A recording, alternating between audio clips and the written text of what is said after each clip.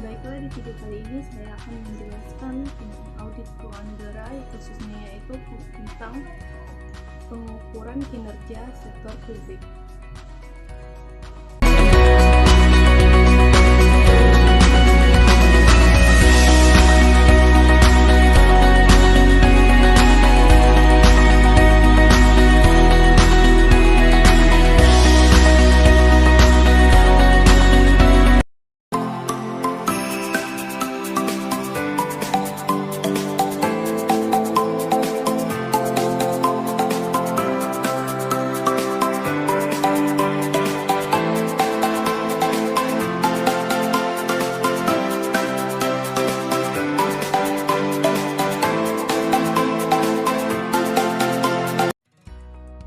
Sebelum kita masuk ke materi kita lebih dalam, perlulah kita mengetahui dulu apa itu kinerja. Kinerja merupakan suatu proses, suatu prestasi kerja atau hasil kerja seseorang berdasarkan kuantitas serta kualitas yang dicapainya dalam pelaksanaan fungsinya sesuai dengan wewenang dan tanggung jawab yang diterimanya. Kemudian, tujuan dari pengukuran kinerja. Tujuan dari pengukuran kinerja yang pertama yaitu untuk mengkomunikasikan strategi secara lebih baik. Yang kedua yaitu untuk mengukur kinerja finansial dan non-finansial secara berimbang. Yang ketiga, untuk mengakomodasi pemahaman kepentingan menengah dan bawah. Serta yang terakhir, sebagai alat untuk mencapai kepuasan berdasarkan pendekatan individual dan kemampuan kolektif yang rasional. Adapun tujuan lain dari pengukuran kinerja ini sendiri, yaitu untuk memotivasi karyawan supaya dapat mencapai sasaran organisasi serta mematuhi standar perilaku yang telah ditetapkan sebelumnya, supaya dapat menghasilkan tindakan yang diinginkan oleh organisasi tersebut. Manfaat pengukuran kinerja.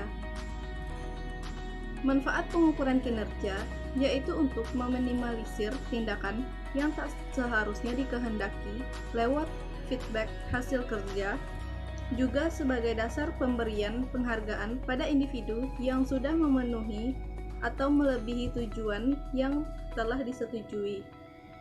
Selain itu, manfaat lain dari pengukuran kinerja yaitu memberi pemahaman mengenai ukuran yang digunakan untuk menilai kinerja manajemen. Kemudian memberikan arah untuk mencapai target kinerja, untuk memonitor dan mengevaluasi kinerja dan membandingkan dengan target kinerja.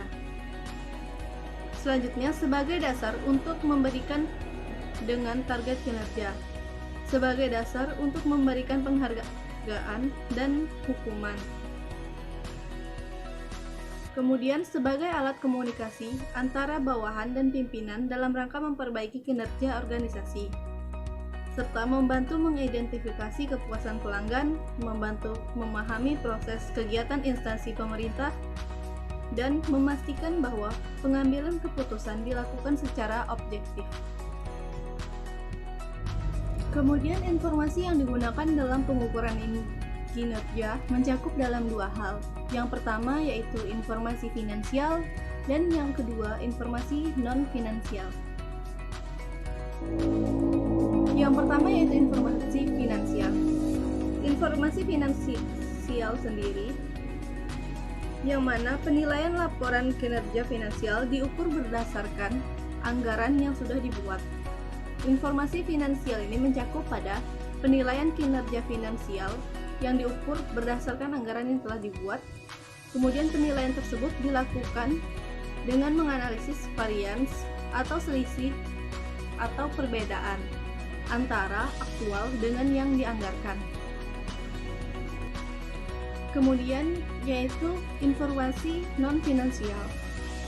Informasi non-finansial ini merupakan suatu variabel non-finansial yang dapat dinyatakan dalam bentuk variabel kunci atau disebut juga dengan key success factor, key result factor, atau pulse point dengan beberapa karakteristik, antara lain yaitu menjelaskan faktor pemicu keberhasilan dan kegagalan, kemudian sangat volatil dan dapat berubah dengan cepat. Selanjutnya, perubahannya tidak dapat diprediksi dan variabel tersebut dapat diukur. Selanjutnya yaitu kriteria yang mendasari pelaksanaan manajemen publik. Apa saja itu kriterianya? Yaitu yang pertama, ekonomi, yang kedua efisiensi, yang ketiga efektivitas, yang keempat transparansi, serta yang kelima akuntabilitas. Kemudian, apa saja peranan dari indikator kinerja ini? Peranan dari indikator kinerja ini yaitu yang pertama, peranannya untuk menyediakan informasi pertimbangan untuk pembuatan keputusan.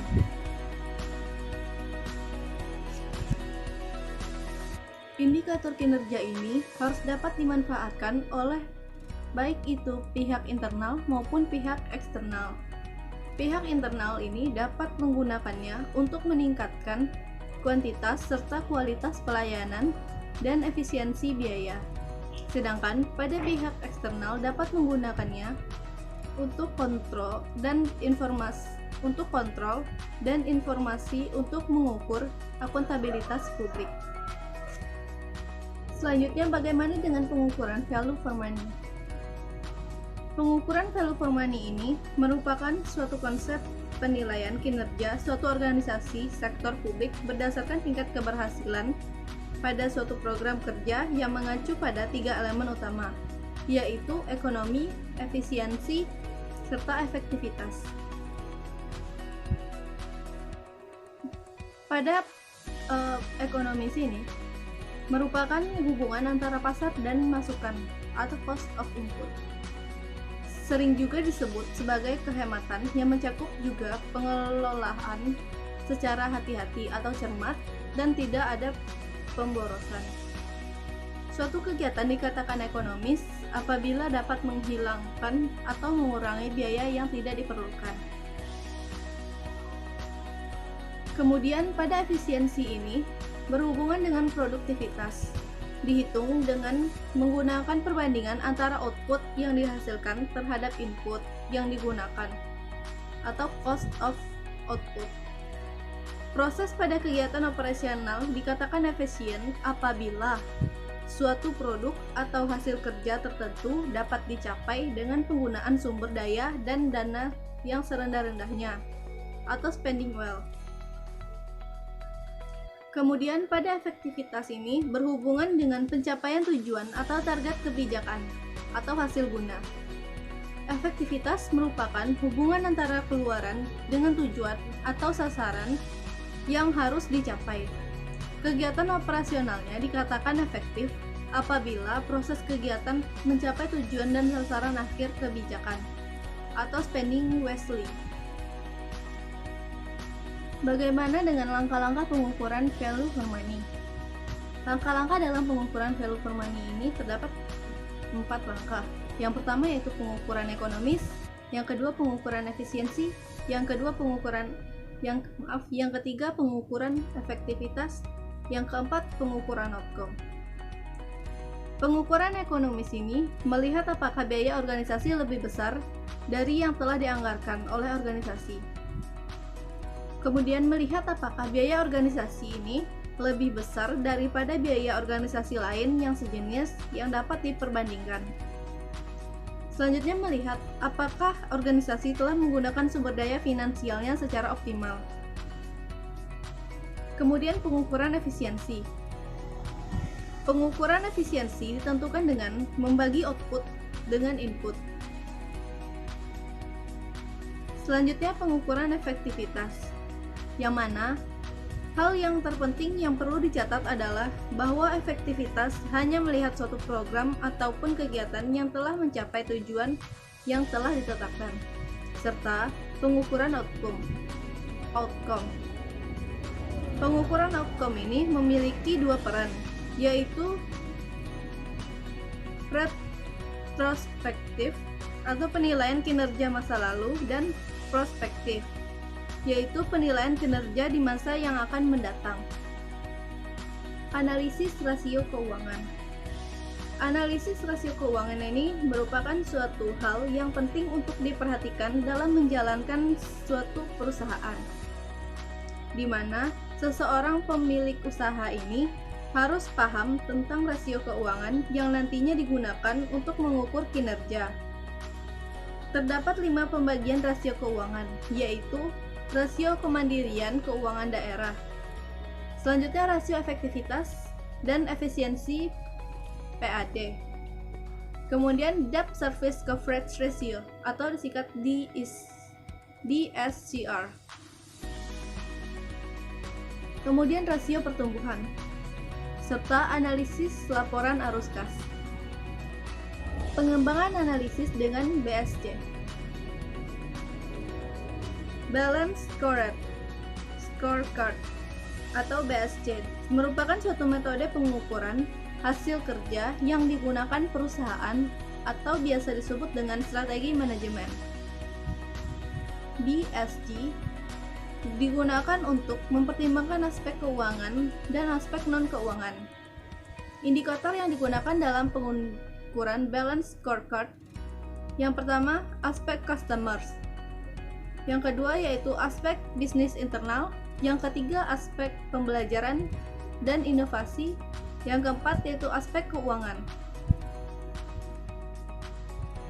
Aspek customer ini atau pelanggan yaitu perusahaan perlu terlebih dahulu menentukan segmen pusat dan pelanggan, segmen pasar dan pelanggan yang menjadi target. Tolak ukur pelanggan dibedakan dalam 2 kelompok, yaitu core measurement group atau kelompok inti dan customer value proposition, yaitu kelompok penunjang. Kemudian aspek bisnis internal. Bisnis internal menampilkan proses kritis yang memungkinkan unit bisnis untuk memberi value proposition yang mampu menarik dan mempertahankan pelanggannya di segmen pasar yang diinginkan dan memuaskan para pemegang saham itu sendiri. Kemudian yaitu aspek pembelajaran dan inovasi. Pada aspek ini, menyediakan infrastruktur bagi tercapainya ketiga perspektif atau aspek lainnya, yaitu aspek customer atau pelanggan, kemudian aspek bisnis internal, serta aspek keuangan, serta untuk menghasilkan pertumbuhan dan penghasilan jangka panjang. Kemudian yang terakhir yaitu aspek keuangan. Pada aspek keuangan ini, pengukuran kinerja keuangan menunjukkan apakah perencanaan, implementasi, dan pelaksanaan serta strategi memberikan perbaikan mendasar. Baiklah, terima kasih. Cukup sekian video dari saya. Jika ada salah kata atau penulisan dalam video ini, mohon dimaafkan. Singkat kata, Assalamualaikum warahmatullahi wabarakatuh.